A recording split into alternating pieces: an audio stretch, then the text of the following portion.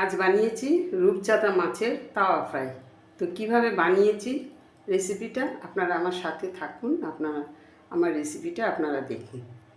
রূপচাঁদা মাছটাকে ভালো করে ধুয়ে পরিষ্কার করে নিয়েছি। তো এখন মশলাটা রেডি করব। দিলাম রসুন বাটা, আদা বাটা, দিলাম নুন, হলুদ গুঁড়ো, লঙ্কার গুঁড়ো,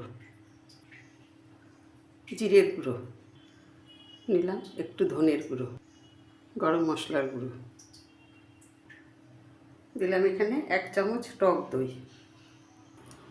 1 চামচ সর্ষের তেল। এখন আমি এটাকে ভালো করে মেখে নেব।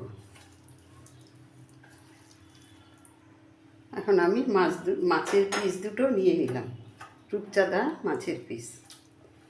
তো এখন আমি মাছটার গায়ে মশলাটা মাখিয়ে নিয়ে কিছুক্ষণের জন্য ম্যারিনেট হতে রেখে দেবো, ম্যারিনেট করে রাখবো। মাছটাকে কিছুক্ষণের জন্য ম্যারিনেট করে ঢাকা দিয়ে রেখেছি। এখন ফ্রাইং প্যান একটা বসিয়ে 2 চামচের মতন তেল গরম করে নিলাম। এই অবস্থায় গ্যাসের ফ্লেমটাকে আমি একদম লোতে রেখেছি। তো দিয়ে দিলাম মাছগুলো। যে অবশিষ্ট মশলাটা ছিল সেই মশলাটাও মাছের গায়ে লাগিয়ে দিলাম। এই অবস্থায় আমি এখন খুব লো ফ্লেমে মাছটাকে উল্টিয়ে পাল্টিয়ে ভেজে নেব কিছুক্ষণের জন্য। এখন আবার আরেকটা সাইড উল্টে দেব।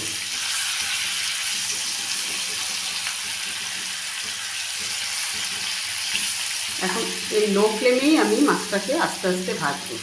হাই হিটে ভাজলে পরে তখন মাছের ওপরটা কালার ধরে নেবে, ভেতরটা কাঁচা থেকে যাবে। এরকমভাবেই লো ফ্লেমে ভেজে নেব মাছটাকে এপিট ওপিট করে ভেজে নিলাম। এখন আমি নামিয়ে নেব মাছটাকে। এপিট ওপিট করে ভেজে নামিয়ে নিলাম। কতটা সফট হয়েছে। তো এরকমভাবে তাওয়া ফ্রাই স্টার্টার হিসেবে ওটা রাখা যায়। দুপুরবেলা গরম ভাতের সাথেও এটা খাওয়া যাবে। শুধু তাই নয়, পোলাও ফ্রাইড রাইসের সাথেও এটা খেতে ভালো লাগবে। তো আজ এই পর্যন্তই।